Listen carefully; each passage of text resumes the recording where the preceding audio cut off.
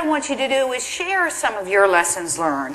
Now, just kind of for background, and there's been a lot of people who have contributed here, a lot of my friends who have been in the Army with me, other people from the VA. We mentioned Susan Hamilton before, Ferris Tuma, Dan Dodgen, etc., etc. A note about the pictures. You're going to be getting a handout. The handouts doesn't have the pictures in them, but because they don't reproduce that well on a handout, so I was putting some in today. I couldn't get onto the web, so there's not very many Japan tsunami pictures. Most of them are from my combat files. So the top picture there is, and the laser pointer doesn't work on here. Top picture is after the Pentagon was rebuilt, and the bottom picture is Colonel Benedict and I in Abu Ghraib. So, as I said yesterday, and I'm going to repeat myself a little tiny bit because this is being videotaped and goes on the web, so there will be some people who won't have been here yesterday who will review it, is we've had an awful lot of combat disasters, stressors, pandemic, flu, Gulf oil spill, and we've learned a lot from all of them. And I'm going to focus on the disasters or wars that I've been part of, more disaster than war today. But again, there are many, many people who have been part of this effort. One of the things I'd really like to do is work either with this organization or another to try to have some more publications about exactly this subject. What have we learned and how can we incorporate that into planning? To remind you, and I think you all know this, every event is different. We heard that this morning, but also every event has its similarities. Natural, man-made, terrorist event, complex humanitarian emergency, and that usually refers to a combination of war, displacement, refugees, war, or what used to be called CBRNE, chemical, biological, nuclear, and then there's obviously combinations of all of the above like we see in Japan at this time. A little bit of background. Prior to 9/11, we were looking at the issues about psychological debriefings, and I mentioned this yesterday, but again, this is going out to the world over the web. So the question is whether they were doing more harm than good, and you remember that that was a big controversy back in 2000, 2001, and we were worried about vicarious re-traumatization. We had a conference which we had been planning for a year and was held in October 2001 and was published a year later on mass violence and early intervention. And that book is still available on the web. Just Google it, it'll come right down. And it was really about best practices in intervention. So again, what I want to do now is what have we learned so that it's best practices in planning. We had some discussion the other day about whether the aircraft carrier had turned around or not.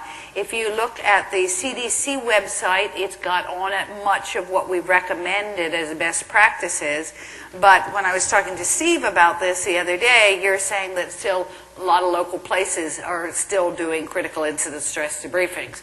Now, don't get me wrong, I actually think CISD does have a place, but the big take-home message from this talk is I think you've got to do an assessment first, and then you decide after your assessment what you're going to do, rather than rush in with your critical incident stress debriefings and sit everybody down before you knew what's going on. That's a recipe for disasters. So why do you do an assessment? Basically, to not do stupid stuff. Official reason, develop a strategic plan, reports to your command, either military command or your other commanders, to inform the families, the media, to figure about where your resources go and to target your interventions. Again, to find out what's going on at the crash site, but also find out what's going on in the surrounding community. And this should be an assessment on several different levels, individual, group, and population. Considering your vulnerable populations. As you all know, I retired from the military 6 months ago, and now I work for Washington, D.C. for the chronically mentally ill, with the chronically mentally ill. So I've become very attuned to the question about what happens when somebody goes off of medications. And in Washington, D.C. and many other underserved areas, metropolitan areas, what happens is people go off medications and they become assaultive and they get brought in by the police in the emergency room and they get hospitalized. Well, that assumes that we have enough medications and we have enough police, and still that happens all the time. What if you don't have a supply of medications, as we saw in Katrina with the disaster? What happens if we don't have police because they are busy in other places? So again, consider your vulnerable populations, and of course that includes the physically ill and the disabled. The basics of assessment really are looking at physical needs. And Susan Hamilton and I did publish an article on this about 2004, and we really tried to say what it is that you need to do. Now, you as mental health professionals may not do the physical assessment, but somebody's got to do it, probably Department of Health, and you need to know, because all of these things are going to affect the mental health assessment. The numbers of affected, is there shelter available? Is the shelter safe? Is there food available? Wounds and illnesses, infectious disease, medications. In many parts of the world, fuel for either heat or cooking. Fuel can be an immense issue. And then continued violence. Our model used to be there was one bomb, Oklahoma City, and then afterwards it was pretty safe. You could move as you wanted to move. You didn't have to worry about the first bomb and then all the first responders coming in and then the second bomb, or the continual violence that we see in so many parts of the world right now. So that's important from a number of points of view. One is the safety of your own workers and making sure that they don't necessarily just rush in, which is their instinct, but that they are cautious and look around and do the right thing still, but take care of themselves. And then another area which we tend to ignore is mass fatalities. Again, after the first few days, 48 to 72 hours, it's usually about mental health and it's about the bodies. And what do you do? And in our culture, it's very important for us to manage the bodies well and appropriately. And if bodies pile up, if they are lying on the beaches, rotting, as we had after the first tsunami, or in Haiti more recently, that is immensely difficult for folks to deal with. So again, in terms of specifically the mental health needs, looking at your vulnerable populations, where I live, Washington, D.C., and New York City, and many other big cities, there's people who have been in conflict areas before, many from the Middle East. There's people who have been tortured before, previous bereavement. What is your medication supply? One of my, what I call my pet rocks, an issue that I've been pounding my head against for 10 years without success so far, but I can still do it, is that the CDC stockpile for medications doesn't have psychiatric medications in it. And we've been trying to engage them, we being the American Psychiatric Association and others, we've been trying to engage them in terms of putting medication in the stockpiles. We haven't gotten it yet.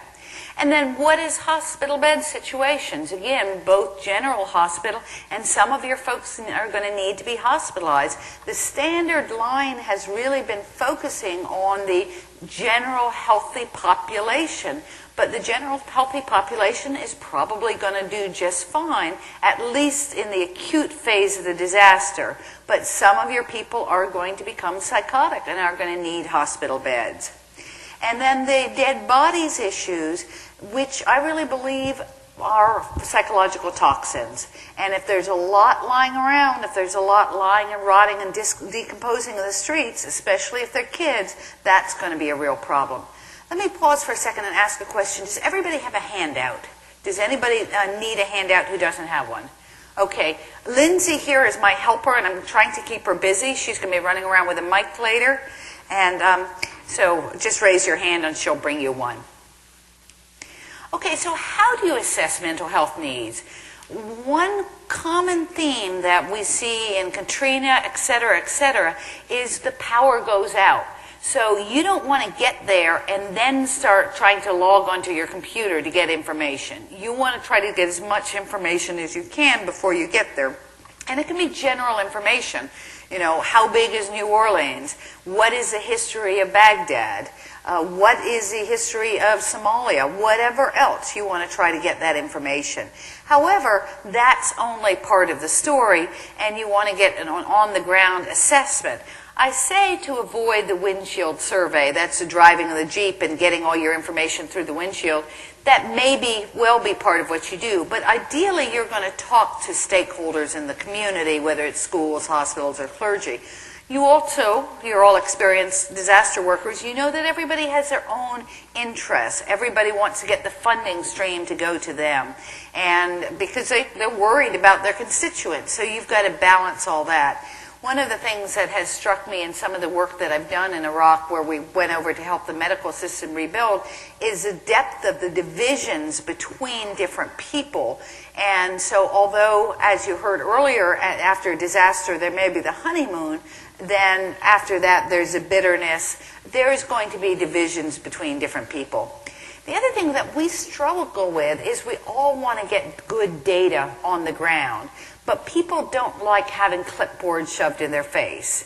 So if one can develop an easy instrument that you can do to gather data, it's good. I think it's also potentially very problematic, and it may be better to discreetly take notes and then transcribe information later. Then what are your mental health resources? Obviously personnel, crisis counseling center, clinics, medications. What about language and culture? That is always a major issue. In most of our cities, we have 80, 90 different languages, different cultures. You're probably not going to be able to have an interpreter for each. But again, if you do your homework before you go in, that may be helpful in terms of what you're likely to see. Now, I've used the term before you go in. That kind of implies the model of the SAMHSA teams, etc., Red Cross rushing in. There's also the model of you being there yourself. You are there when it happens, and you may not want the teams from outside coming in on your territory and your turf. Most disasters, there's going to be a combination of both of those, and that's something that you've got to negotiate and understand is the assessment from both outside and in. And then the assessment has to be ongoing. As you know, you've got the honeymoon period, but then you have the problems that surface afterwards. And just about every disaster we see this. Feelings of bitterness, somehow the government let you down. I think this is critically important for the preparation of the Red Cross workers or other workers, because they come in and they're not really sure why folks are angry at them. They're here to help. I mean, I left my home and my family and I'm coming down here. Why are you mad at me? Well, because you're there and you represent the government. And then the cleanup period, which is still going to be dangerous and often environmentally dirty. International issues are a little beyond, well, they're not beyond the scope of this conference. It's international mental health. But they are a complex issue, and I'll only lightly cover them. Let me ask you all, because I do want to get your input. How many of you have been involved in movements of large numbers of people, such as refugees? Anybody here in the audience? Okay. Well, if it does happen, and it may very well, if you go to the web and you look on www.sphere.org, there's a lot there that covers what your physical needs are. How much water everybody needs to drink, how much shelter, how many feet, the number of latrines, etc. Almost nothing on mental health needs.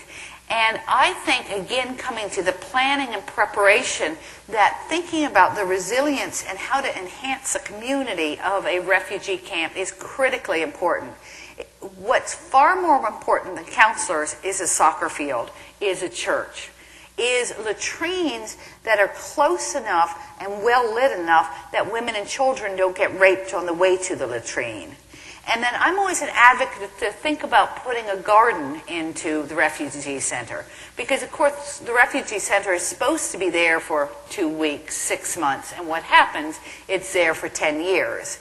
And so anything that you can do to help establish a sense of community, a sense of purpose, and knowing that people may have a lot of time on their hands is helpful. Not much information out there yet. CBRNE, chemical, biological, radiological, nuclear agent. You know, it's interesting how it fluctuates. Around 9/11, we had the anthrax scares. We had a lot of fear. The last few years, things Well, nobody talks about it anymore, and now nuclear is a big one. So when you're doing an assessment for chemical and biological agents, it'll be a similar assessment to what you had before. Numbers of exposed, potentially exposed. Infectivity is a big issue. Are my kids going to catch SARS from me? If somebody comes in on an airplane, is the airplane all going to be infected? Think about numbers presenting for care. And there's kind of a myth out there that the emergency rooms are going to be overwhelmed with, quote, the worried well. I don't like that term, worried well. I think that in many cases people aren't going to come to the emergency room. How will you manage quarantine, if you will manage quarantine? I personally don't think we will be able to in the United States. There are still some planners that talk about it. I think snow days is a better model. And then some people call these weapons of mass destruction. We think of them as weapons of mass disruption. Usually with Chem Bio, relatively few people are killed.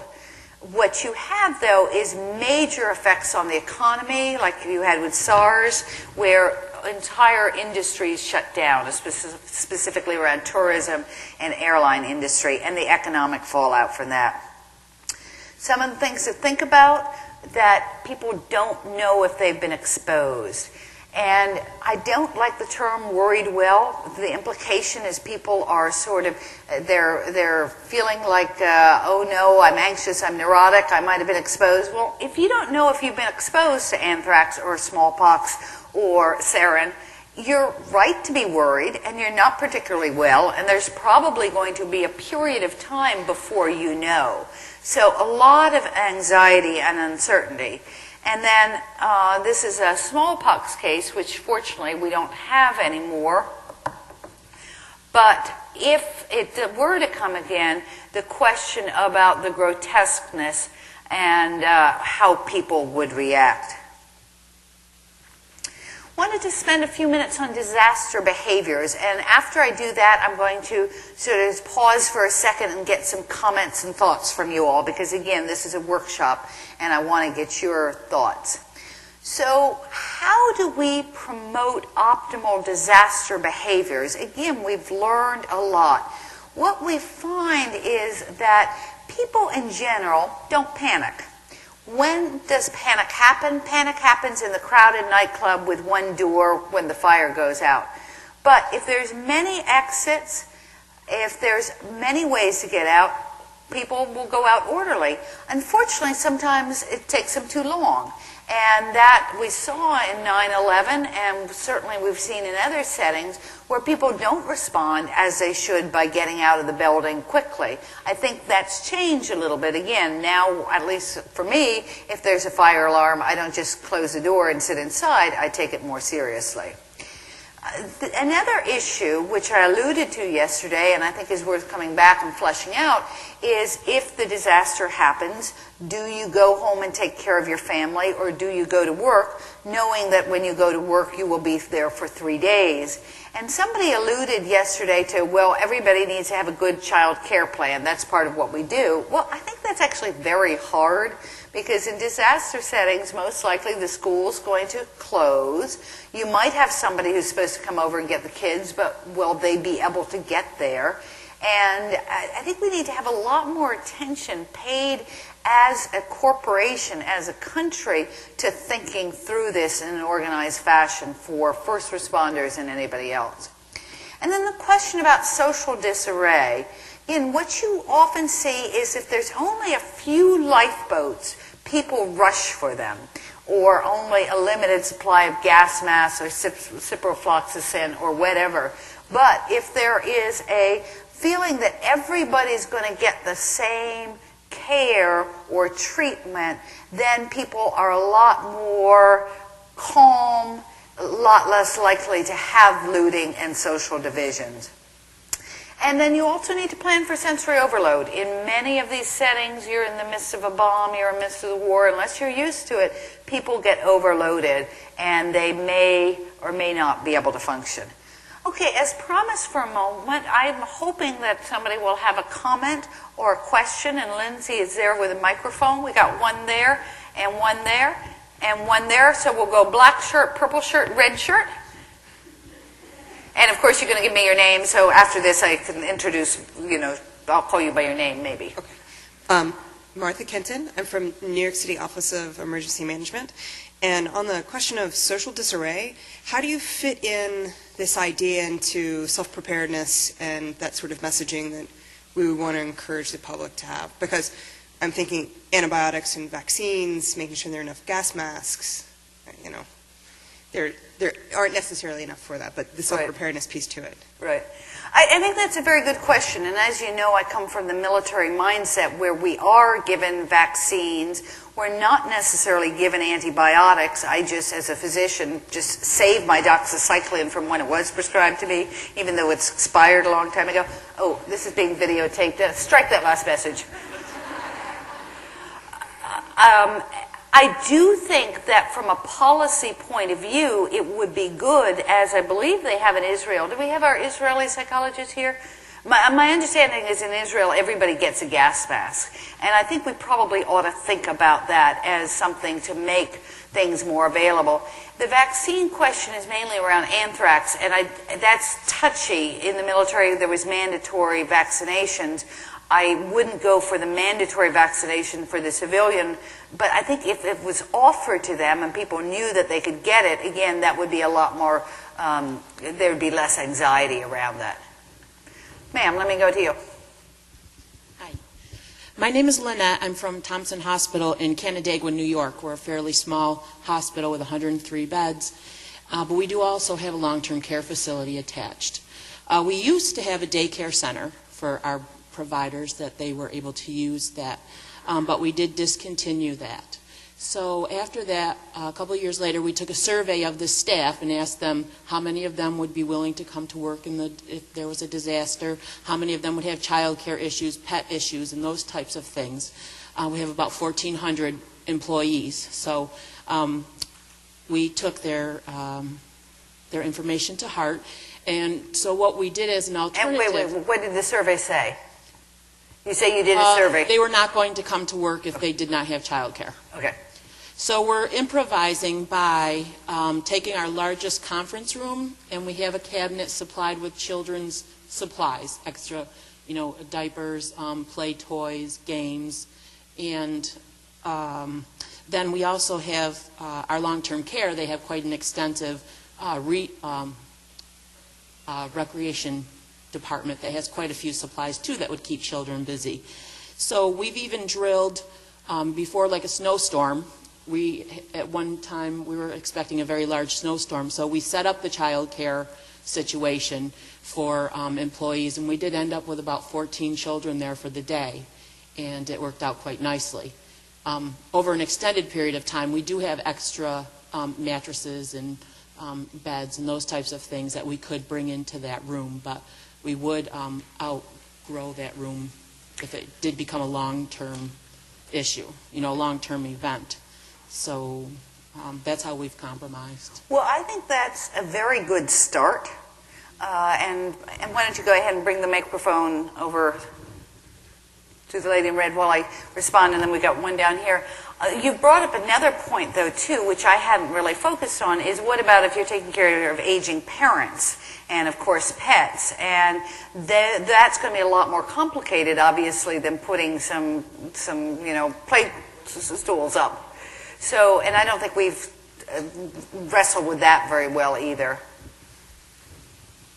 Going back to the assessment idea, I was wondering what you thought about behavioral health surveillance methods. I don't know if you've heard of SciStart or the triage tools where they look at exposure-based risk factors. How many people, have people seen dead bodies, or were they concerned about their own safety, or is their home not livable? They have various risk factors that are exposure-based. Have you looked at that at all in terms of assessment?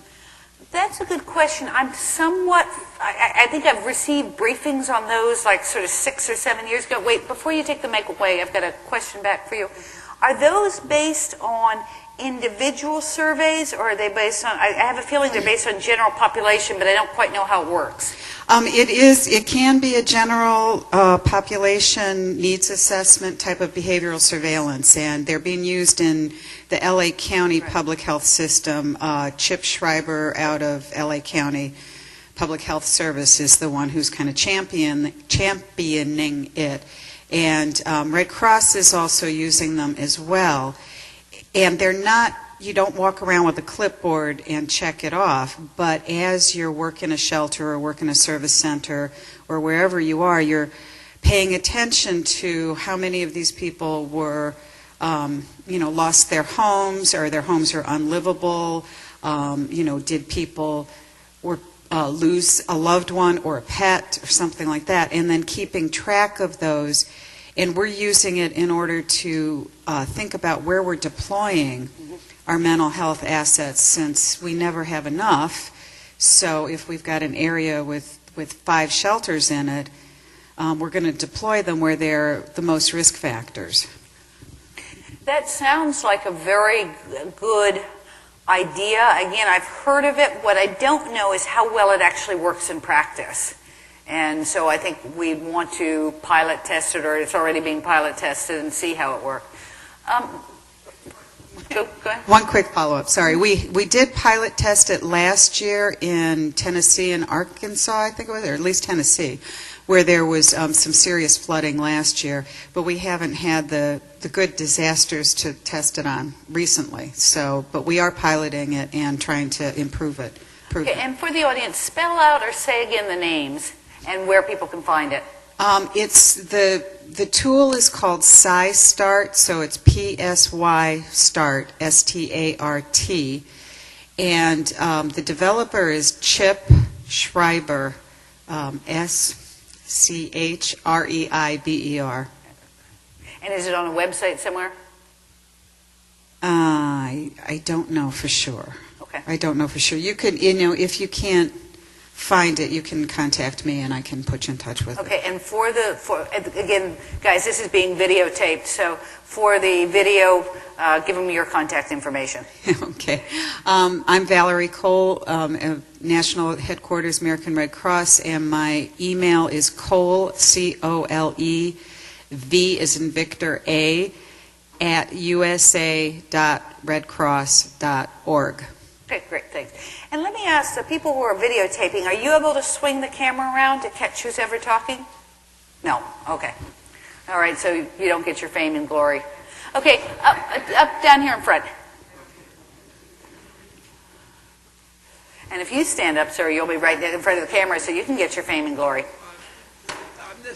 However, this is not going to be a whole 15 minutes of fame, just a few seconds. All right.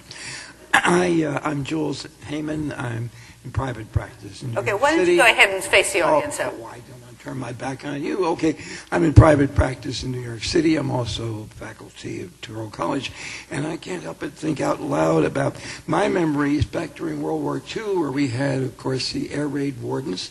And then during the Cold War, when we would practice going to shelters and things of that sort.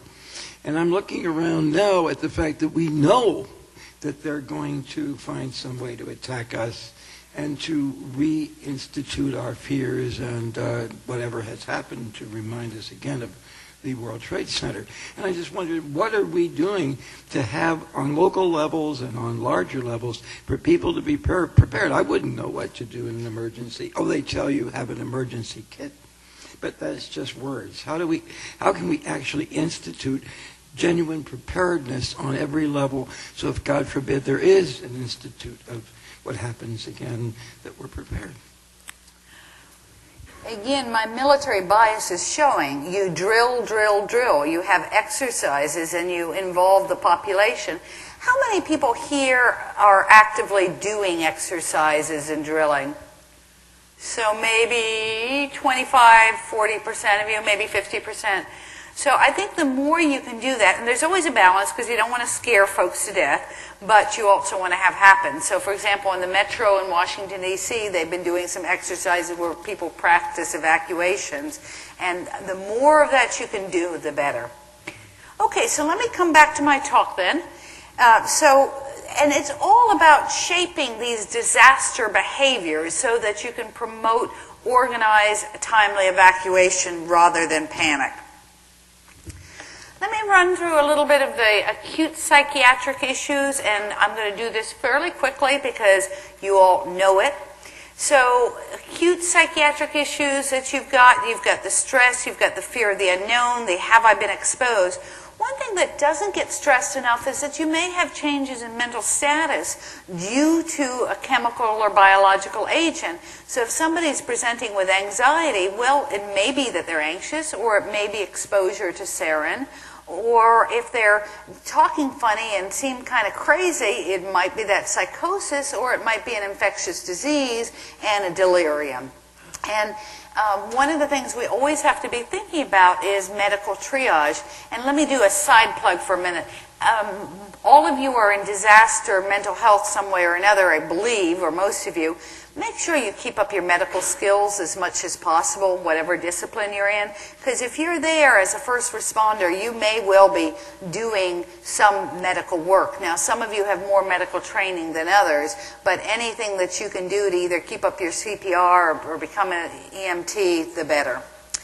Okay, and then the question about medical triage. Are you going to try to promote people coming to the emergency room? You know, again, there's the feeling of fear that there will be 5,000 folks at the ER. That actually rarely happens. Questions about quarantine.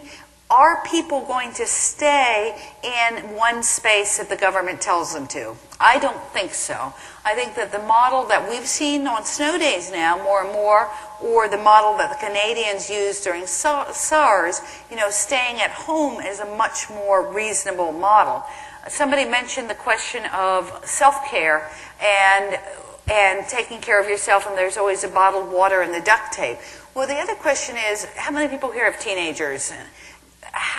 Just a couple, how would you keep your teenagers at home for 10 days? Well, I hope you have a good supply of whatever that would keep them happy. I'm about to be facetious here for a minute. I think what we need to do is we need to develop a system where we have Clydesdale horses pulling wagons, and the wagons should have beer, whiskey, tobacco, and methadone. Because people who are addicted are not going to stay at home. And any plan that assumes that they will is not going to work. Now, I warned you that I was being somewhat facetious, but I think we have to factor it in and consider a Meals on Wheels model that has more than just food on it, because people won't stay at home. Then there's the other issues of loss, grief, denial, fatalism, the chronic issues, depression, PTSD, concerns about being physically exposed, physical symptoms, people who will hoard, whether it's hoarding protective equipment or anthrax, the anger at the government. What we see, again, after every environmentally dirty event is multiple unexplained physical symptoms, which has various acronyms, MUPS being one of them, economic fallout, and then with the economic fallout, the unemployment that goes with it, especially at the bottom levels of the socioeconomic ladder, people who work in hotels, restaurants, airline employees, or those who are dependent on them. Again, we've seen enough now from SARS, from other events, from what's happening in Japan right now, to what's happening in Egypt right now, where the tourism industry is out, that we need to be planning on the economic fallout of the event, and how are we going to consider that. Okay, I'm going to go now to the conference that we had in October of 2001, And at that point, we developed, based on a lot of lessons learned, evidence-based principles of early intervention. Now, this should be well known to you all, but I need to have it as a platform before we move into future lessons learned. And it may be a good rehearsal. So we had 60 subject matter experts get together, and we said, what should be done? Again, in the context of, at that time, it was critical incident stress debriefings that were what many mental health professionals were using, and a lot of paraprofessionals and a lot of chaplains, et cetera, et cetera. And what we came up with, and again, I think that this has been institutionalized right now, most places, but not everywhere, is you've got to focus on the basic needs here. Communication is so important. Knowing that your family is safe. Security and survival. And until people know that, they don't want to talk to anybody for mental health, and they will resist you being there. Then psychological first aid. And that also now is well known, protecting from further harm, reducing physiological arousal. You'll see a couple of dog photos in here. I've been doing a lot of work recently with the use of canines as either with wounded service members or with service members with post-traumatic stress disorder. And I think that's an avenue we need to explore further that we haven't yet. But that's kind of another talk. Oh, I've got somebody exciting. Okay, we'll come back to that then. And as a matter of fact, I'm going to bookmark you, so when I go to my next round of people talking, you can talk about it. So monitoring the recovery environment, again, this is something we've known, but we continue to not do very well. Not necessarily our job as mental health people to see what the water quality is or what the air quality is, but if somebody's not doing it, we know that people are going to worry about their health. They may worry about their health even if you do it, but at least you have some data. So what is our job is to monitor the services being offered by mental health folks who want to come in and offer services. Now, I say that's our job. At the Pentagon, it was pretty easy because we had a perimeter. We could do that. We could say, you want to volunteer, you come in, we're going to look at your credentials, we're going to find what you want. But in New York City, you couldn't. Let me again ask the group here, what has been your all experience with being able to monitor the mental health services that are coming into your affected region? Is that something that's been easy to do, hard to do? Lindsay, you should be ready with a microphone. Anybody have any experience on that one? We got a lady up here in the back in the light brown shirt. And is Carla in the room? Okay, why don't you help with the other mic? I don't like this dead space that I then have to keep talking while I've got Lindsay on the run. And I think the lady in the purple shirt had a comment there too. So we'll go to you next. Yes, ma'am. If you have a mental health organization that is already in place and working with emergency management that's managing the incident, then they're going to be able to control who ends up doing the work. And when spontaneous other resources show up, you will have the chance to assess them if you want to use them. But again, it's that doing the proactive work and working with emergency management that's going to be managing the rest of the incident. Okay. Ma'am.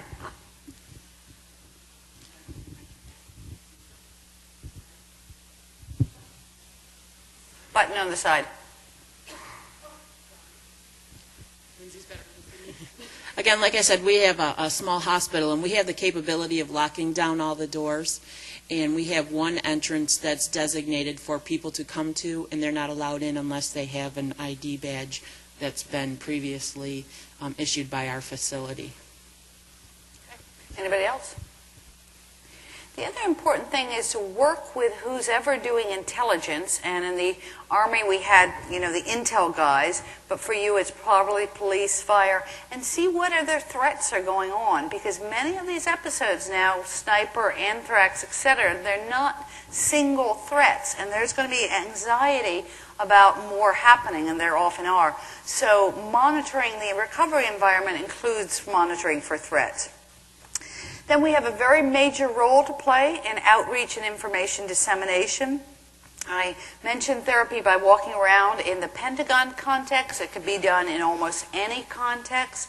Using established community structures, that's usually churches or other gathering places, using the politicians, whatever, and a combination of flyers and websites. And the flyers are useful because many times, again, people won't go to website and power down. Ma'am, in the back? I'm not going to let Lindsay sit down. And I asked her to take notes when you guys had good things, so I'm multitasking her. So, Carla, you're going to have to be up and ready, too. I'm Phyllis Freeman. I'm professor of psychology here at the college.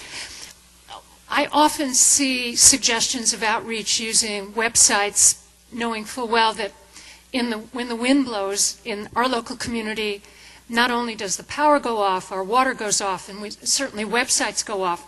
But what also surprised me in the last day and a half is I haven't really heard anybody talking about using social network sites and using Twitter and Facebook and other forms of electronic communication. I think given what I see my students using, even while I'm teaching, Especially while I'm teaching, that's a source of information that I often don't see discussed. And I hope as in part of the planning, we'll think about using those sources. That's a very good point. You know, of course, these guidelines, which we're updating now, it was prior to Twitter and Facebook. So I think that's a very good point. And I think somebody mentioned it yesterday. Do we have another comment here? Okay, so let's move on. Again, our job is to provide technical assistance, consultation, and training. Ray Suarez yesterday, when I asked the question about how we're partnering with the media, and he made a point that was a good one, that we should already know who our media outlets are in our local community. And many of us, and certainly myself, are conditioned you don't talk to the media without going through public affairs. And I actually have done a lot of media work, but there's good sides and bad sides. So I think we've got a discomfort there. But we probably have to break out of our discomfort and, of course, make the relationships prior to the disaster with all of these stuff. Because people, when you come up to the mayor and he's just met you after the water tower has fallen down, he's not going to have much time for you. Fostering resilience. 10 years ago, this was kind of a new concept. Now everybody talks about it. I've gotten so tired of the word resiliency. It's a buzzword. We all want to do it. The question is how to do it. And I think there are some ways that aren't often explored. And a lot of it has to do with repairing the organizational fabric. After the Pentagon, as I mentioned yesterday, people were working really, really long hours. Well, one of the best interventions I did was come into a workplace and said, when did you last go out to TGIF? Thank God it's Fridays. And of course, they hadn't gone out for, this was 6-8 weeks after it. Well, go out as a workplace, you know, have a chance to talk to each other. Foster the normal reactions that are there and repair what's broken. Now, you also see that the bottom bullet here is operational debriefings. I mentioned at the beginning, I haven't gone completely against debriefings. I think they can be very useful, especially when they are a standard response in a first responder community, fire, police, etc. And usually done in a fairly short period of time and in a cognitive way rather than tell me what you thought, felt, etc., etc. How many people are still using debriefings? We got a kind of a couple timid hands. You call them hot washes, okay. So a short, quick thing. What about you? Yeah, I've heard the CISM. Okay. And so how are you doing the debriefings now? And you've got Lindsay with the mic right. We've always done them, and that is, oh, I don't really need it, but okay. The same way we've always done it, and that is the populations are first responders, primarily volunteer fire companies, some EMS, and oftentimes with police. They always are preceded by full assessment to determine, you know, who's most affected. We don't want to put the whole group together because having everybody together might not be a very good idea because there may be one individual that's highly aroused and really would benefit more from an individual one-on-one than anything that's going on with the group. And it's always offered in addition to a full array of other CISM services. In addition to the one-on-one, we're really heavy on the pre-incident education, diffusings. We rarely do demobes. But you know what I'm saying? It's not a one-size-fit-all. It's not that we just go in and we're a debriefing machine, in and out, end of story. It's always preceded by a lot of other stuff. And then when we do it, it's always there's always a lot of follow-up that occurs. And that sounds like a very good model. Okay, triage. So our job as mental health professionals will be to do some triage. Again, it's not all a population of people who were psychologically healthy before, who have had a single event, who just need these sort of normal reactions to abnormal situations. There certainly is that, but there are going to be some people who are really suffering either because they're off their psychiatric medications or many losses or overwhelming grief. So you do want to keep your traditional things in mind as a backup. And then treatment. All of this you know how to do, so I won't belabor the point other than to say that when I was in Iraq the first time, I saw a lot of people who were in the streets off their psychiatric medications who were being used. This actually didn't happen later, but they were being used as suicide bombers because you're vulnerable, you're chronically mentally ill, are very susceptible, and so can be used actually as agents of war as well. For chemical and biological response, what we see is a successful medical response really decreases anxiety. Remember when anthrax first hit and there was discussions about a 95 or a 99% fatality rate? People were pretty scared. Nobody knew where it was, and people were dying. And then we were recognizing it, and we were treating it with antibiotics. And nobody's ever really talked about this or written about it, but I think the country kind of went through a collective, oh, I can just take some doxycycline, no problem. And we sort of moved on.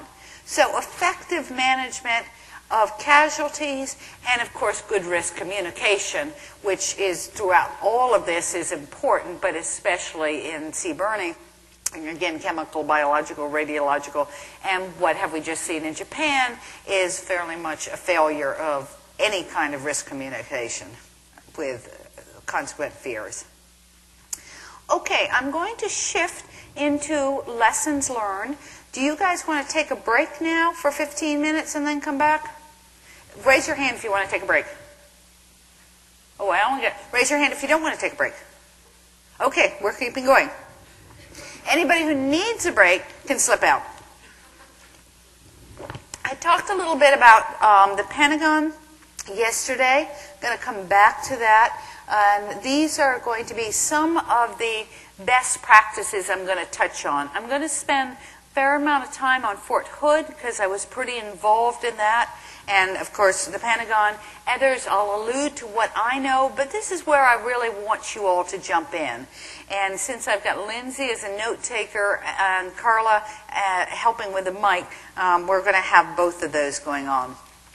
So we discussed this yesterday. What I didn't know yesterday was that the National Transportation Safety Board apparently had a great meeting, from what I hear, last week, where they covered a lot of issues around family assistance centers. And Valerie, was it you that said you were there? Do you want to say a word or two about the meeting? That's great. Tara Hughes, I'm with the Red Cross in New York State. I'm the IDMH state advisor.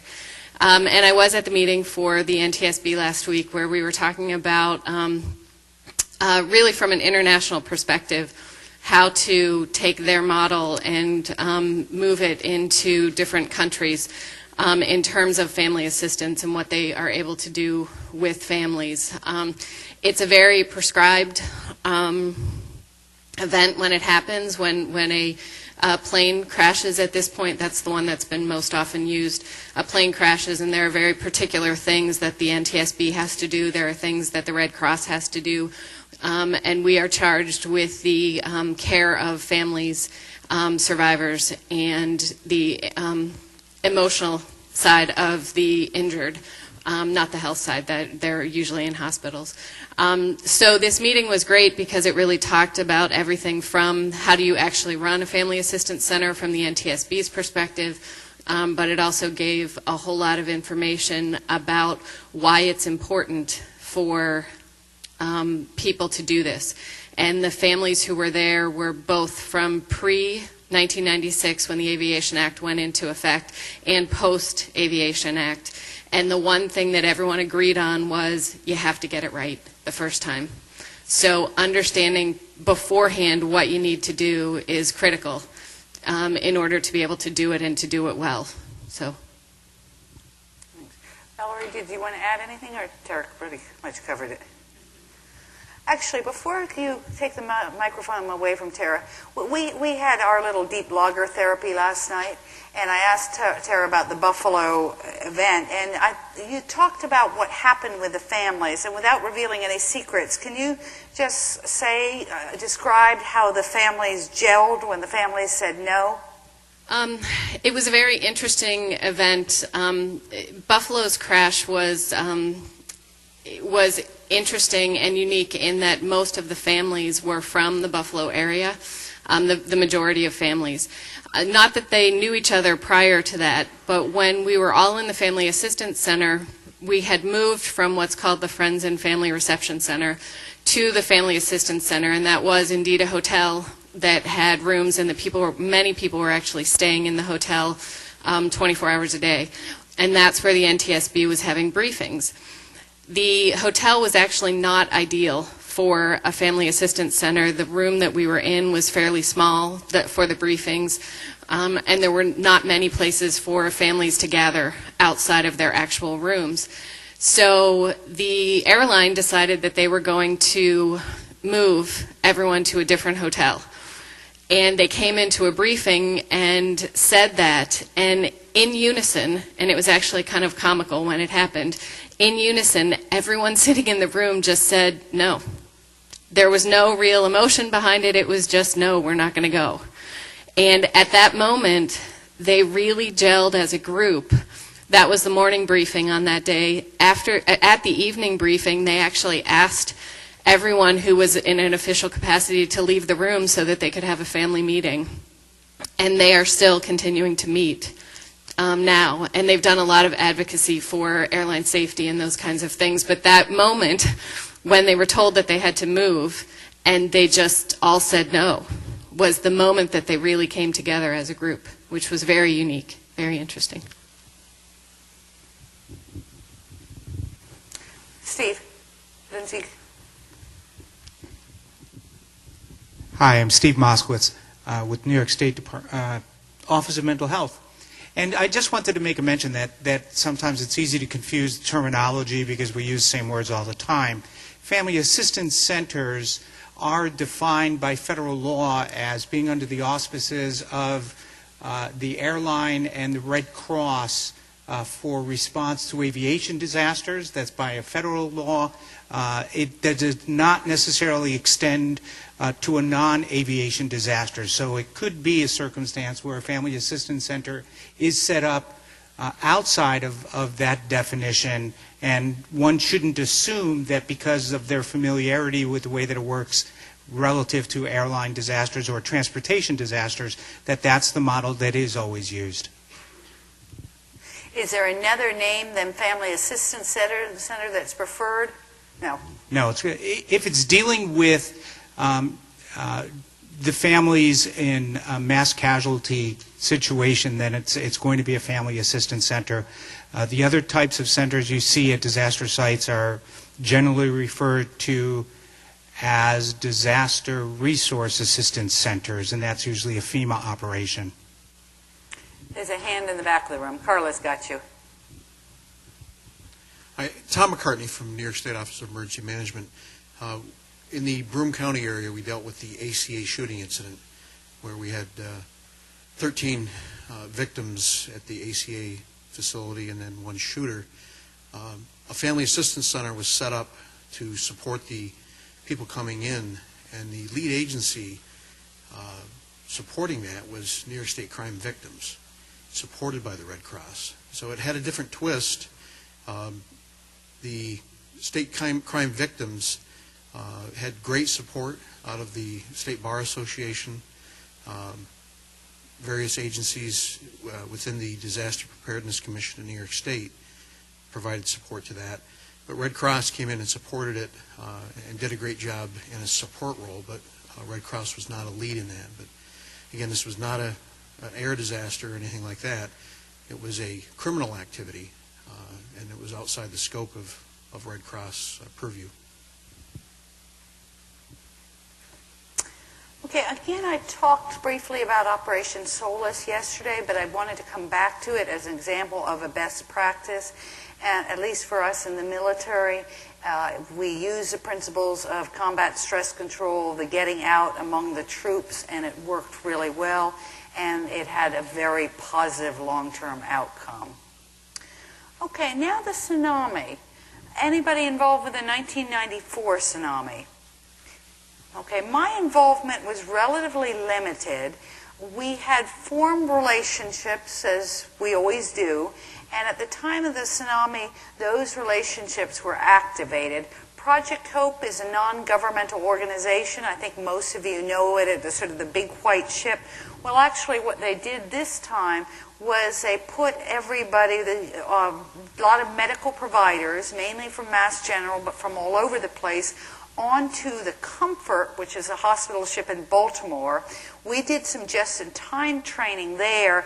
Then the crew was flown to Singapore. The Mercy left San Diego, and they joined in together and ended up at Bande Aceh. We provided some just-in-time training, and we actually did some surveys and were able to measure at least the self-report of people to our just-in-time training. One of the things that was very clear from this was that all the complexities that you know of in terms of command and control that you have in the States were just totally multiplied by being in this setting. Numerous non-governmental organizations, numerous, the UN, UNICEF, et cetera, et cetera. And it was a major effort which actually, I think, worked quite well.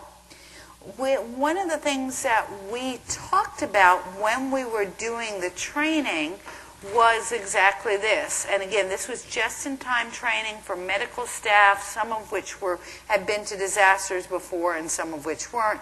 So we talked about the evolving and unclear chain of command. We talked a lot about the dealing with dead bodies. At the time we did this, we had been seeing pictures of the bodies stacked like driftwood on the beach. Actually, by the time the ship got over there, that was pretty much resolved because it was about 6 weeks later. And more of what the group did was provide medical care to a population that had a stored-up need for medical care. What they expected was kind of to be overwhelmed by horrific sights. Actually, what most of them found, what most of us would find, is that they felt frustrated at being stuck on the ship. There were a lot of security issues about going ashore, and there were concerns because of that big red cross on the side that the ship was a target. And so many people who wanted to go ashore and help couldn't. And if they were in surgery back on the ship, there was plenty for them to do. But other areas, there wasn't very much for them to do. They also expected to be able to call home, talk home. You know, this was 1995. 1994, so that people were used to the internet and they couldn't, and they found that very frustrating. Another issue was integrating the military community and culture with the non-governmental community. This came up over a couple things that trip people up all the time: sex and alcohol. In the military, you're not allowed to drink on a ship, and you're not allowed to have sex. And there were times when the NGOs didn't understand those rules, and people got in trouble over that. However, when we went back and looked at our training, most people thought it was effective. Usually the people who thought our training was effective thought other trainings were effective, and the ones who didn't like any of the training didn't like ours either. And it really underscored the critical importance of morale, cohesion, and communication. Because these providers had come in from all over the place, and because they had several days, really almost weeks together on the ship, we really emphasized cohesion building activities, and they were able to do that. The Project Hope has continued to work with the Navy and has continued to staff the hospital ships, the Mercy and the Comfort. They've got a rich data bank right now, and it's something that's really worked well. So again, some found the training helpful, some didn't. Some staff were underutilized, some overworked. And a theme that I think I've said before and that you all know is although we managed to get a little survey data, it's hard to do good research in a disaster. Katrina. Do we still have the psychologist here? Okay, we talked to him and his wife last night, and I've talked to a lot of other people about Katrina, was not directly there. Who was there in Katrina? Okay, Valerie and a couple of people on the side that I haven't met yet, so be prepared for your own experiences. So there were a lot of problems with the Katrina response that I saw from a distance. We were sending in waves of counselors. We was actually Samson at that point. I was working as part of the American Psychiatric Association Disaster Psychiatry Committee, so we were sort of putting out calls for volunteers, etc. But, of course, people had moved away from New Orleans. And so when they got down, in many cases, who were the patients to treat? I've got a good friend who's a psychiatrist down there, and he was very frustrated because his patients were leaving, and there were other people coming in providing care for free, and he's a good-hearted soul, but he also needed to make a living. So what was this doing to his own income? Again, everybody was going to New Orleans. Other places were underserved. The importance of pets. People who had to leave their dogs and cats behind, they thought they'd be gone for 2 days. They were gone for weeks. They were gone for months. A lot of rescue efforts for animals. A lot of animals brought up to other places, and a lot of animals that died. I got my dog shortly after that. I got a pair of little Shelties deliberately that they were small enough to fit in the car if I had to go someplace. Are either of you over here able to share some thoughts or lessons learned from Katrina? You had mentioned you were in Katrina. Do you have lessons learned for us from there? I went as a firefighter. Okay. And you've got a mic coming right to you. My name is Jim Houghton. I'm a firefighter and a fire chaplain, and we had the opportunity of going to assist in any way we possibly could. Counseling was one of the things that we did. Most of the time we would find people who were in need of mental health and would direct them to the services that were available. Really wasn't much else we could do. We were I think everyone who responded found themselves to be very, very limited in whatever area we were located in because of transportation. But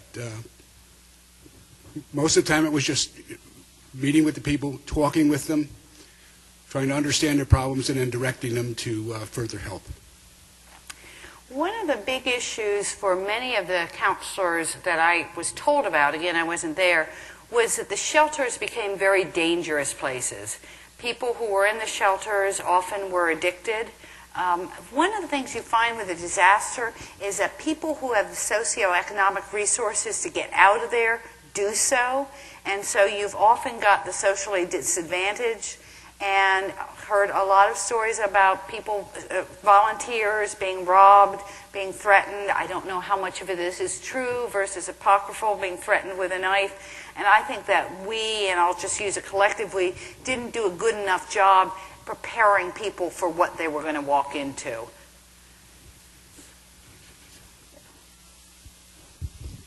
In the time we spent there, we never encountered anything like that. We weren't threatened in any way. People were delighted to see us. As I said, we were so limited because you talk with someone, you realize their need, but we couldn't get them to any other shelter. We were kind of stuck in that one area. So we could only direct them to the mental health available in that small location, and then we just had to wait until transportation was available to move them to another location. But no way were we ever threatened or felt in danger in any way. Okay, well, there's always apocryphal stories, and that's one of the challenges. Sir, behind, do you have anything you can share with us in terms of lessons learned from Katrina? Sure. I was assigned by the federal government as the deputy administrative officer of one of the National Disaster Medical System teams, the DMATs. Tell us your name.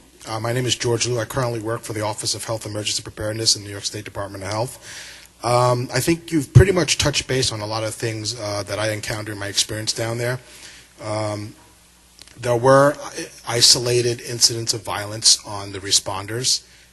My particular unit was not subjected to any violence, but I think during the first week, people who went down there were kind of, I guess, put up against the wall. And again, it goes back to hoarding and looting and the possibility that if you see someone with a particular item you don't have access to, if you don't have access to it, you want to get to it. And I think one of the things that we did learn from seeing the first week of, I guess, anxiety, we realized that to mitigate fears and possible mental health outcomes, we needed to also address somatic issues. For example, people had a fear of Hep A, they had fear of tetanus, and even though the CDC issued a mandate not to vaccinate people rampantly, just randomly vaccinate people for Hep A and tetanus because it really wasn't needed, there was very little of it going on, the NDMS system decided to go ahead and take stockpiles from the SNS and vaccinate people who wanted to come to the shelters or the medical aid stations for vaccination. There was quite a few people who took that up, I think on a daily basis. I was also the epidemiologist on this team, so I had access to the medical records and the numbers. On a daily basis for the first 5 or 7 days, anywhere from 1,000 to 1,200 people came for vaccinations. Wow. Which is quite, but I mean, again, this goes back to psychological first aid. If people feel that they don't have fear of a somatic issue, they're less likely to be anxious and they're more likely to address other issues and take care of themselves. Okay. Oh. I'm sorry. Up here. My name is Abby Mack, a social worker and a Red Cross volunteer, mental health for 16 years. I was in Gulfport. We were in an elementary school that was very dangerous where we were located. The toilets had already overflowed where these people were. There were cardboard on the floor where people were walking in feces. You were right, the area was very poor to begin with. The first several blocks of Gulfport had been sucked back out into the Gulf, so there were dead bodies and all kinds of refuse there. Animals were brought to the shelter where we had set up. Luckily, the Air Force Base was there, and they brought a medical team because we had people who were injured that hadn't been gotten to yet. We didn't have latrines for several days. You talk about Maslow's hierarchy of needs, the issue of food, clothing, and shelter, and safe food, clothing, and shelter were a big issue. It took a while. I mean, as a Red Cross volunteer, I'm sort of used to this, but it took a while for really important things to happen. It was at least a week before people that were staying in our shelter, I think, felt safe along with the other volunteers. So it was unsafe there. Thank you. Long-term issues. I went back to New Orleans the week after Christmas, and that was just a marvelous experience for me, very powerful. I don't know whether you all have gone back, but one of the things that, and you've heard this, so the Garden District and the French Quarter have recovered. Other places are still very devastated. But there's just fleur-de-lis everywhere, and there's such a sense of pride. It's really, really exciting. This to remind you of the importance of pets. I said I was going to call on you for a little experience. We are using a lot of animals with our wounded service members. That, and as I mentioned, that's both with physical wounds and with people with post-traumatic stress disorder. That has not gotten yet into evidence-based practice, so I'm not going to present it to you yet. But 5 years from now, why don't you hand her the mic? Tell me what you're doing. Hi, my name is Diane Anderson, and I'm with an organization, well, it's not my full-time job, but I am with a non-for-profit organization. It's called Animal Assisted Crisis Response.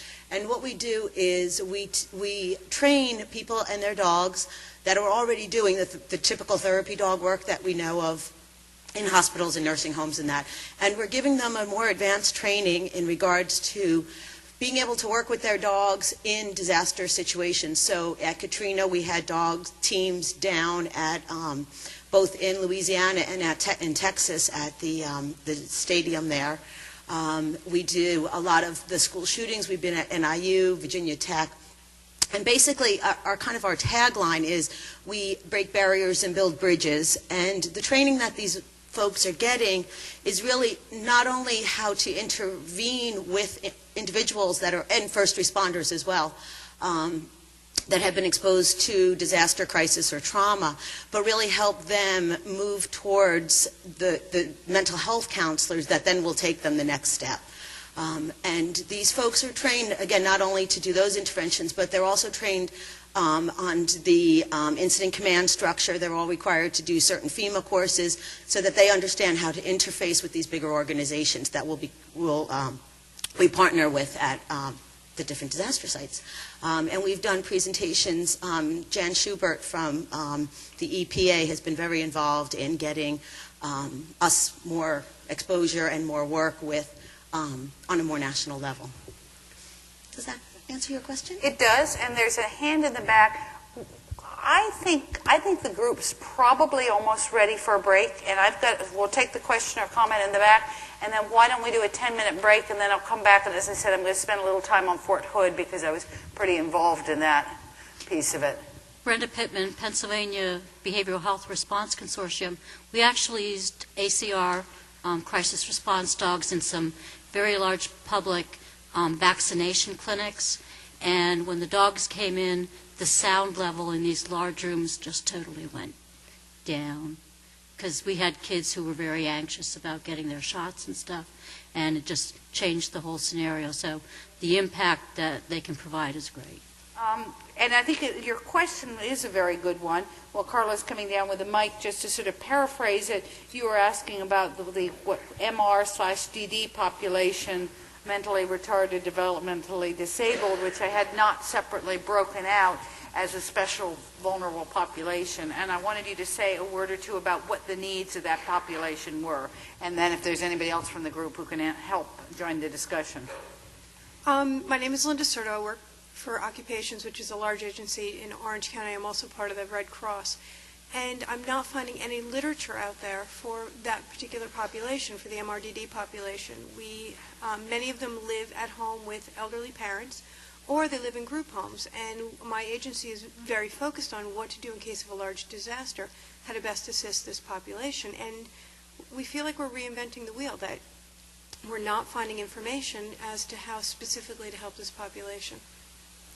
And can you describe a little bit more? My interpretation of what those special needs are would be increased confusion about moving around, perhaps some inability to adjust to new places. Can you say a little bit more about what you've seen? They're not always very good historians, so they might have difficulty presenting information requested of them should they need to transition off into new environments or to new caregivers or new assistant places. Sometimes there can be behaviors associated with their diagnosis that may be very confusing and unfamiliar to people who are trying to help. They may not be able to easily identify when they have a medical need. Their behaviors might increase if there's a physical distress. They could have concomitant medical issues as well that they're not able to tell people about. It's very complex. Well, I will certainly put that into my next slide set because I think that's a good point. It's not a population that I work that well with. Ma'am. Hi, I'm Patricia Finley. I'm a social worker with Rutgers University, and disability is an area of interest for me clinically. And working with people with disabilities, we recommend that they create like a toolkit for themselves where they keep lists of their medical equipment, their medications, keep it updated. Years ago, there was a program called Vial of Life, where you kept important documents like that in a plastic container in your refrigerator. So if something happened, you'd go right to the refrigerator, be able to pull it out, and it would document that. But you need to update that. We always recommend people with disabilities keep at least a week's supply of medication if possible. aside, along with any instructions on how to use their personal assistive devices, because you're right, they can't communicate that in case of emergency, especially if they become, if anxiety overtakes them or there isn't a caregiver there to help. But it's not prevalent in literature. It certainly is an area that needs to be looked into. So sorry. That might work for mild MR, but for moderate or other levels, it becomes a real issue. And I'm concerned if there is a big disaster up in our area and our staff is unable to come in themselves. You know, we're working on trying to address this, that it's going to be a big issue. And obviously it takes a lot of preparation and planning. We've got Lindsay's coming to you in the back. I'm Judy Watt from Office of Mental Health in Monroe County and the Disaster Mental Health Coordinator there. I also work on special needs, and our OMH oversees the DDSO population as well as OASIS people and mental health. But as part of my special needs role, we've done what we call a phase 1, phase 2 around special needs. And any of the nursing homes, group homes, whether it's mental health, OASIS, or DDSO, we've reached out and we've divided our community into sectors, and so that these group homes have all been contacted, which again includes the developmental people, so that if we had a bioterrorism event, had to get people for medication, we would push medications out to these people, because we've made arrangements where representatives of the group homes would come in and get it. And then for most of the agencies, they do reach any of their outpatients or schools, would do outreach to the parents and families so that they would have some plans set up. So that's our phase 1 with the more organized group homes and agencies. And then our phase 2 is really pulling people who live within the communities together to say, where are your populations of people and who knows about them? So if we had a crisis, we would have a contact name, say for a church community or senior citizen center, or if there's a day program for developmental people, where we could just call that one person and say, you know, find your people. Who are they right now that are going to need extra assistance? So we've been working on that. We've got quite a bit done on the phase 1 for the more organized group homes and organizations.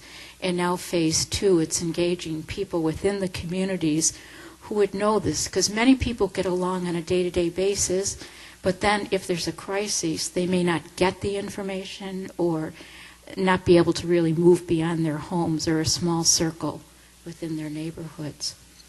You know, we've had some discussion about writing up this conference in one form or another.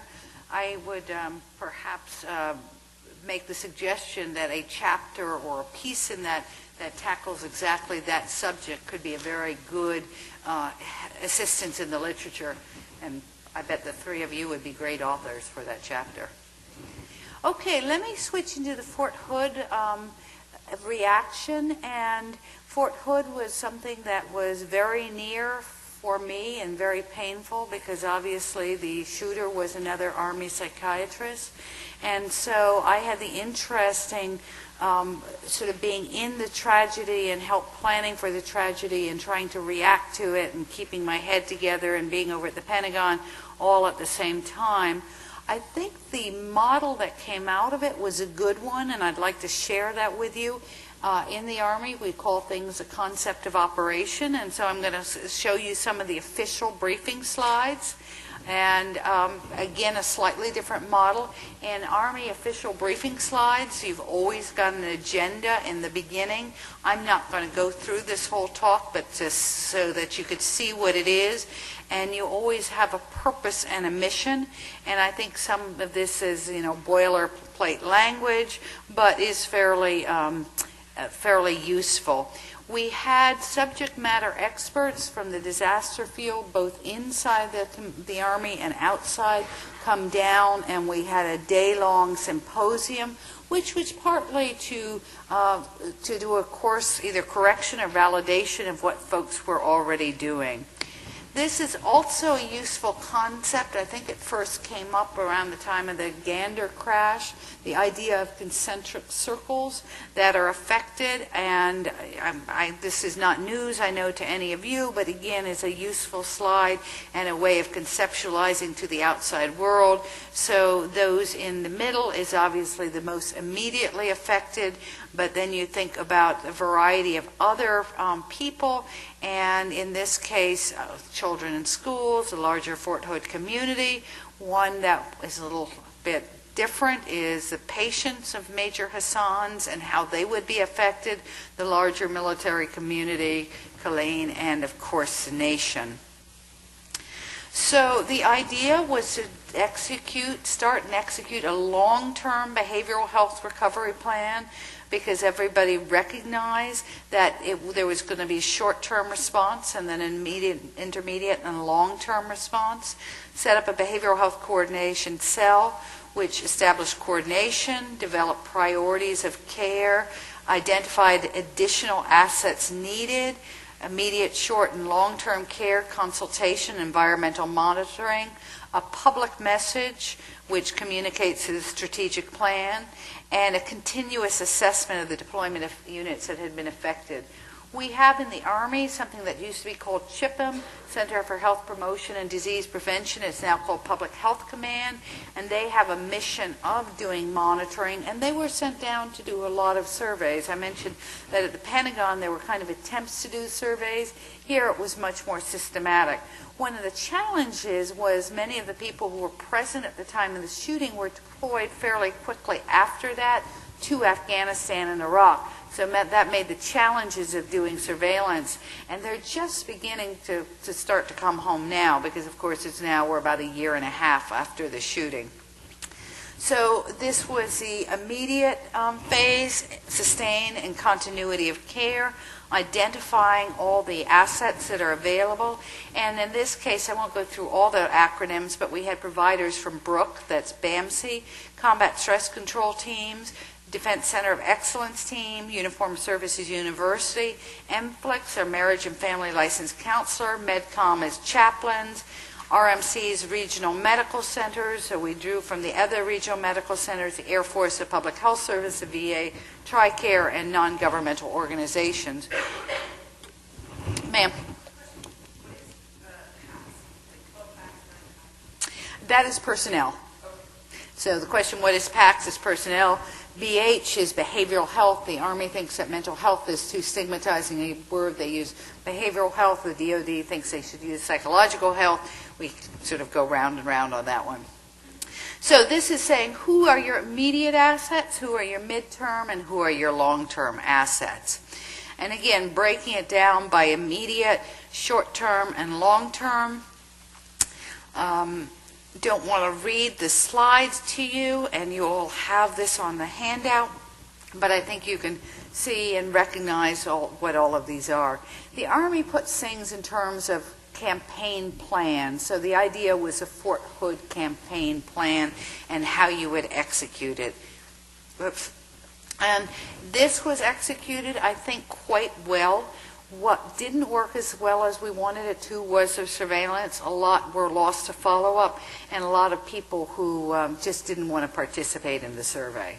But by and large, we have had very few negative consequences. Also, to remind you, one of the things that made this especially difficult was that Major Hassan shot up the combat stress control unit that he was scheduled to deploy with, so we lost mental health personnel, people that we all knew.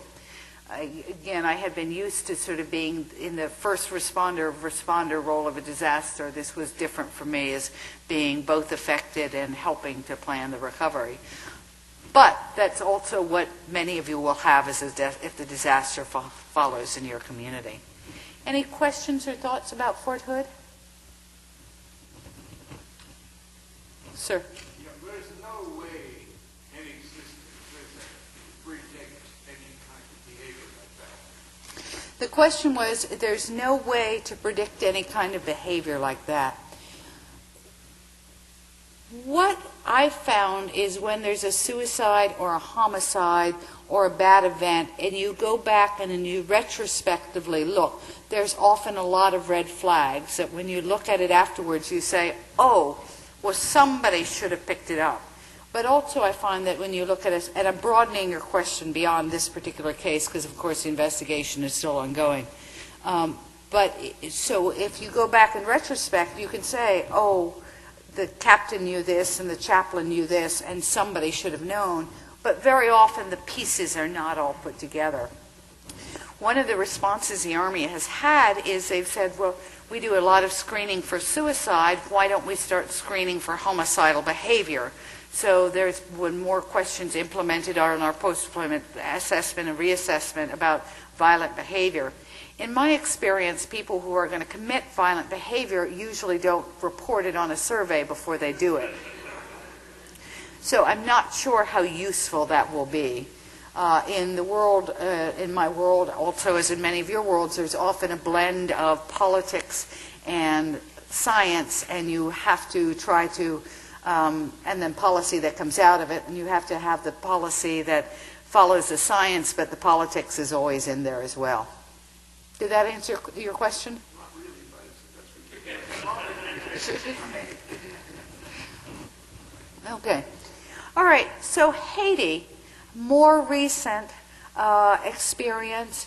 Unfortunately, I think that the response to Haiti, which I was not part of but have been sort of seen other people go, had a lot of the problems that the tsunami had in terms of the fog of relief, multiple agencies going to it, and a very, very impoverished country. And I think we all know that a year plus later, the city is, the country and the capital is still in a very difficult place. Did anybody respond to Haiti? Does anybody have lessons learned from that experience? Tara? You didn't respond, but you've got lessons learned? I did respond. Okay. But what I did was actually, I was here in the States working with the State Department, connecting families with their remains as they came back. And one of the things that, even in that small experience, was that they were dealing with the military, the State Department, and the Red Cross, and even just 3 organizations were sometimes incredibly overwhelming to the people as we talked to them. And we were trying to mitigate that as much as possible. We were really conscious of who needed to contact them and when and all of that kind of stuff. But even then, it was still just 3 organizations. And in many of these responses, you know, you get that tenfold. People that they have contact with. So it's just something to remember that I think I will always remember now, how overwhelming it is to have a number of different agencies talking to you at the same time. I asked a colleague of mine who was involved what his lessons learned, and he said 3 things, and one of them, the acronym I didn't understand, so I'll skip it. But the one and the third were, first of all, respect the local government. And third was that the non-governmental organizations really need to make sure that the folks who go down there are trained and have some kind of credentialing process. So that's a familiar theme to all of us. I think it's heightened further when you're going into an impoverished third world country where a different language is spoken and there's a different culture and there's a lot of danger still around. Okay, so the Gulf oil spill. The big take-home message for me, and there's many messages here, and again I'm going to ask, did anybody work the Gulf oil spill? Okay, so is that was a prolonged, environmentally very dirty situation with a very heterogeneous population. So we worked with NIOSH and OSHA, the National Institute of Occupational Safety and Health, to look around issues about how do you monitor the health of first responders or the people who have been living there.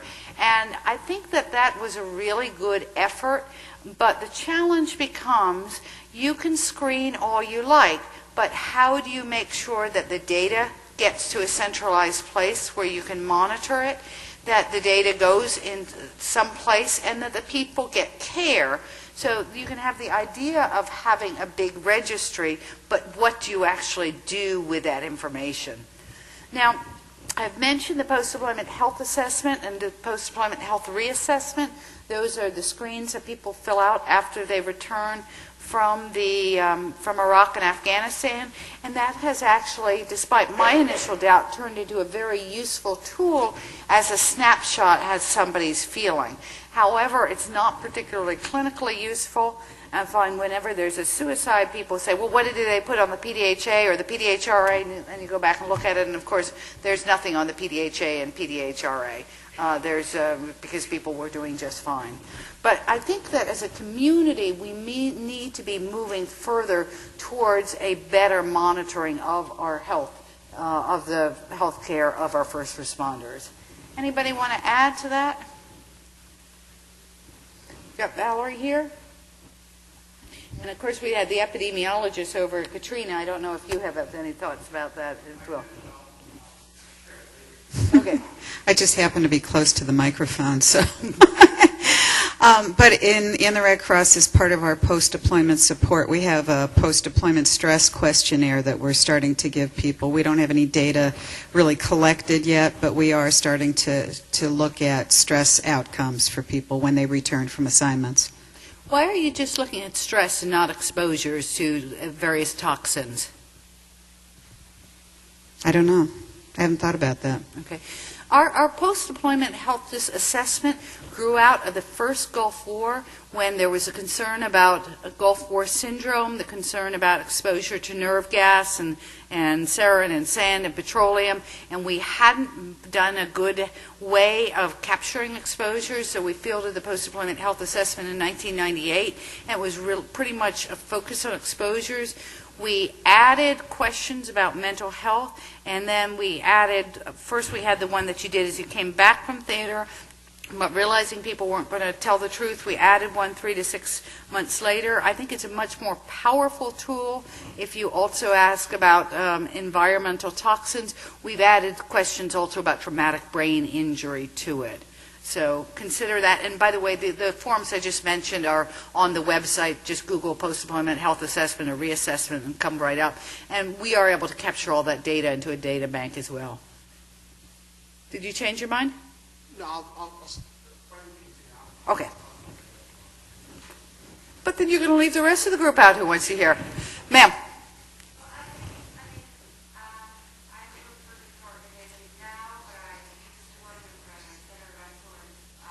Hang on just 1 second. Again, we've got, they won't be able to hear you on the webcam without the mic.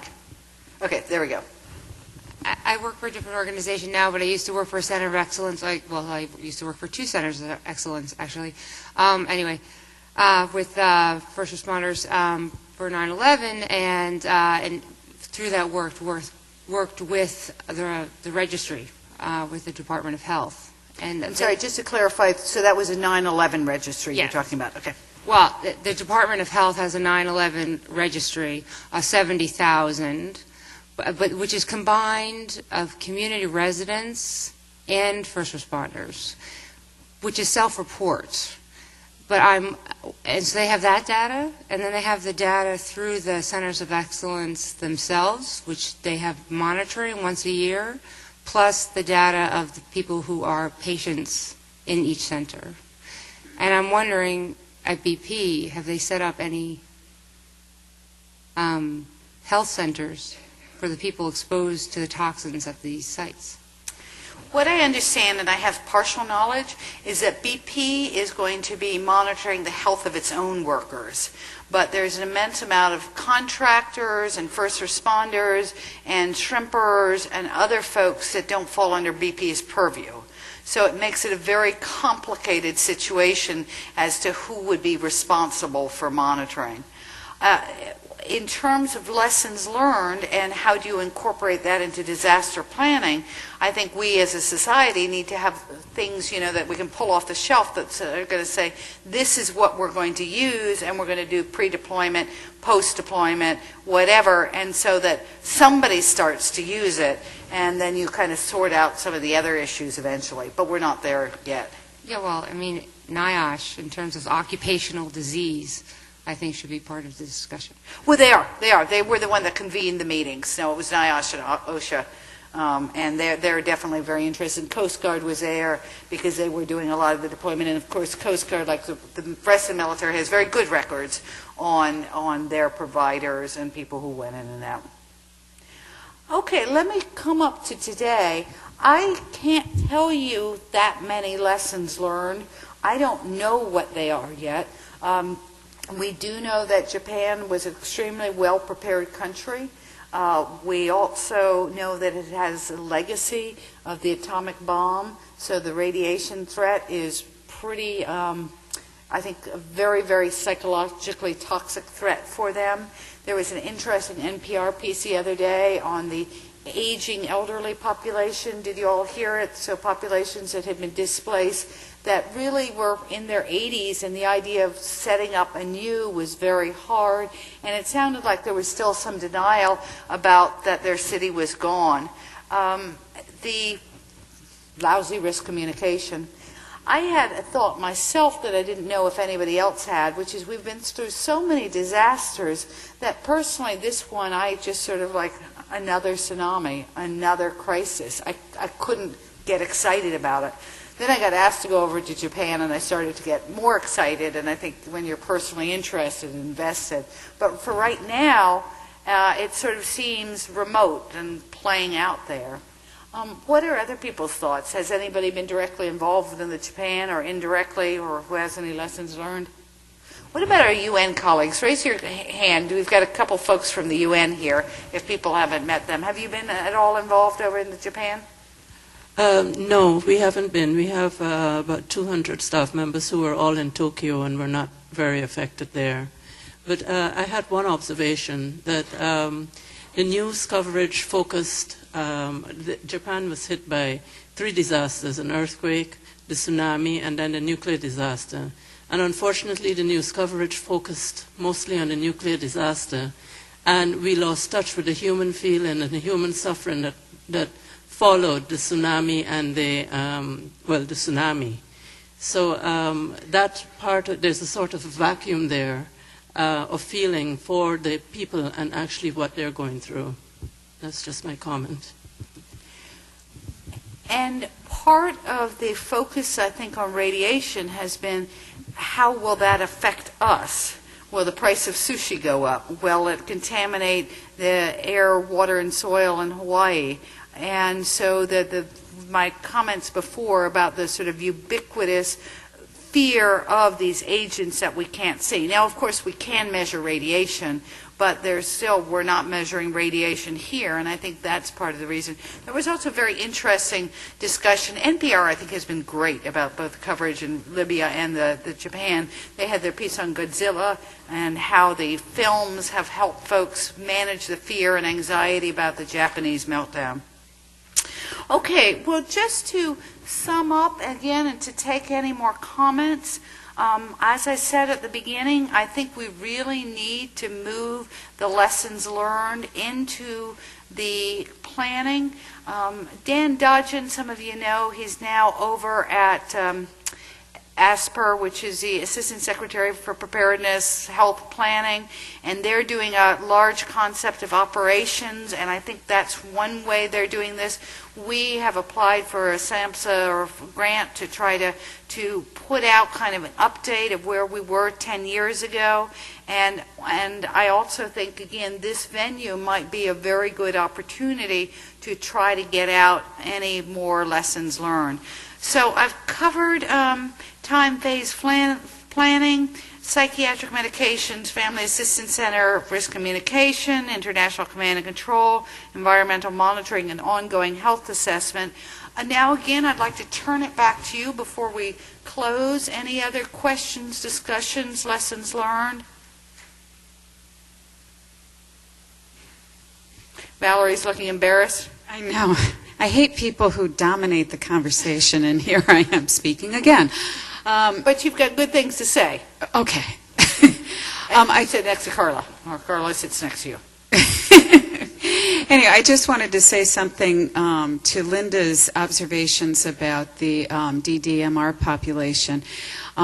I don't know how many people are aware of the FEMA directive about shelters that FEMA and Red Cross signed an MOA around functional and access needs planning for shelters.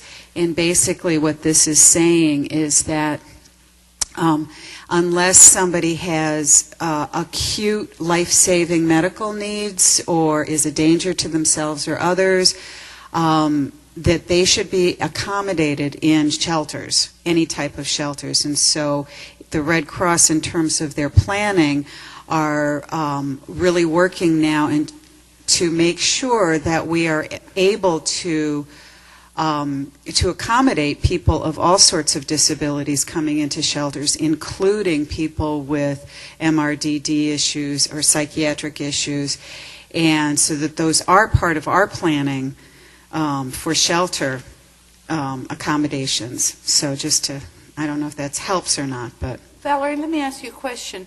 Should all shelters be able to take all types of persons with all types of disabilities, or is it better to have certain shelters that are basically set up for people with special needs?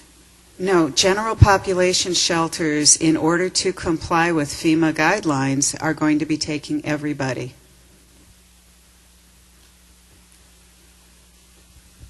Okay. Just a comment to that. My name's Eleanor Troy, and I'm from the Ulster County Health Department Preparedness Program. And that is just so what the Red Cross was about previously, correct? No? Actually, it is what the Red Cross was about previously, only not all chapters knew it as well as they are learning it now. But we've always been open to everybody. One of the things that we learned in terms of what happened during Katrina was that there were so many shelters set up during Katrina. We had 1,200 shelters open during Katrina. The most we had open at one time previous to Katrina was 400. So during Katrina, if you showed up and you were literate and could walk, talk, and chew gum at the same time, you might have become a shelter manager. And because there was just such a need at that time. And so during Katrina, there were people who were refused entrance into shelters or who were asked to leave shelters because of psychiatric issues, but they should not have been. And the problem was that we had, people who were not very well trained because they were, we had 1,200 shelters open for a long time. So. Well, it's just interesting to me because that is not the message we have heard here in New York. And what is the message that you've heard here in New York? Special needs shelter was not the responsibility of the Red Cross, and that they looked out to the local health departments to be able to substantiate that special needs population. Well, and the definition of special needs is where that disconnect is. Yeah. Absolutely. And I mean special needs meaning somebody with a language barrier, somebody with asthma, some simple things that maybe you are able to, live independently, no exactly. problem. But, yeah. No, you're absolutely right. I mean, the issue of what is a special needs is what has changed. And so there have always been special needs shelters, but now, given certain things that have gone on in terms of, issues around people with disabilities, now the definition of what is special, they don't use the term special needs anymore. So just throw that out altogether. Now we're looking at functional and access needs, and so if people are living independently in their own homes, whether with assistance or in group homes or things like that, then they should be allowed to be in shelters and have the supports that they need to be in a shelter. Can I just say one thing to that? Linda. Go ahead, that up until about 18 months ago, there was, in New York State, the plan was written so that there were general population shelters and special needs shelters. That's how the plan was actually written, so that's why you have that term in your head, and that's why everyone is sort of thinking that way. But when FEMA started to come out with this new guidance, that's when everything shifted. So now the current New York State plan is written to reflect the functional needs shelters, but it is a transition for everybody. So. And they're not separate shelters. Linda? One of the things that, because again, I volunteer for the Red Cross, I was speaking to my local chapter about this, and they said that they would help us if my agency chose, that they would help us to establish our very own shelter within our agency, and that they would provide us with physical supports like heater, meals, or blankets, or cots, or even staff to set up our spaces. So, we have had this dialogue. They absolutely said our people are welcome to come to the shelters, but they also wanted to work with what we felt, because we would be the experts on our people, what our people would need, and we felt that that might be one of the things that would help ease a transition in the midst of a crisis.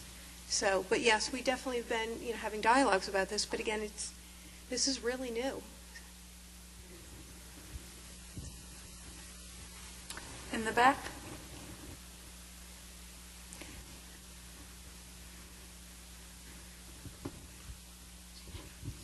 This is timely because, again, in Monroe County, this is Judy Watt again, we've started working with Red Cross and have ceased to plan for our special needs shelters that the county was used to planning for, and now trying to integrate resources with Red Cross again around their special needs. And again, with the disaster mental health team that I have, we have our joint meeting annually with the Red Cross Disaster Mental Health Team, and that will be one of the topics that we will then let all of our folks know together so they really see themselves as team members.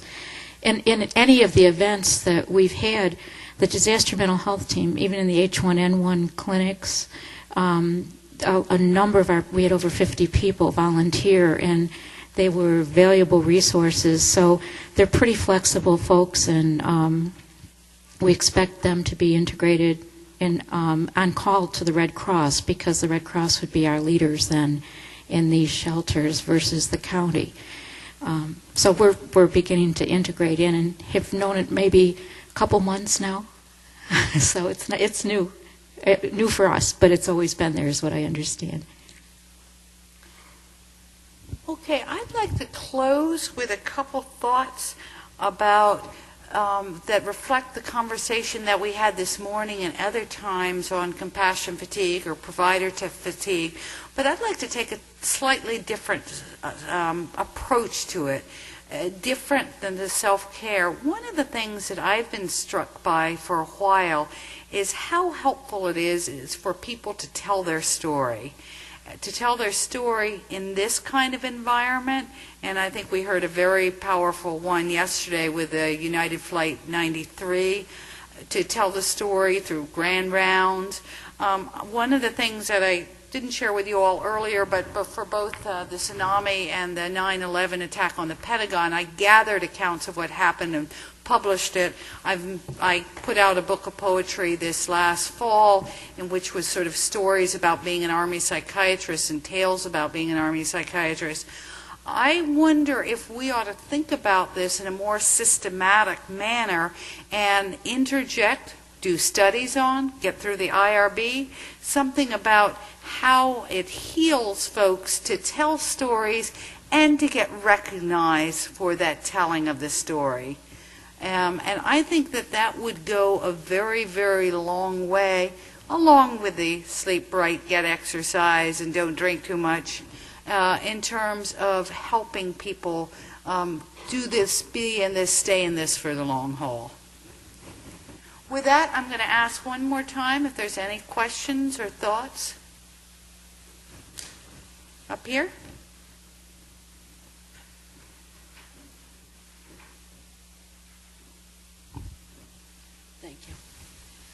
My name is Debbie Westfall, and I work for Voices of September 11th, and we are doing a project called the 9/11 Living Memorial, which does, in fact, do that. We meet with families, we meet actually one-on-one because we found that it has been a mental health exercise to tell the story. So we meet with family members, but we've been down to the Pentagon. We meet with the workers at the Pentagon, and we have found that they have come forward and do find it. When they're done, they tell us, I didn't want to come, but I'm glad I came. And the content that we're collecting is going into the memorial at the World Trade Center site. So. That sounds wonderful. Now, that sounds like it's oriented towards families and workers. We have been meeting mostly with families since 2006, and the whole process definitely evolved. We used to do it in a group, but now we meet one-on-one. We set aside 2 hours. We usually meet 4 and 5 times with each family member. But we have been meeting a lot also with rescue, recovery workers, survivors, evacuees, to tell their story. They have, a lot of them have pictures and mementos, and they have given them to us, and they do find it very helpful, I think.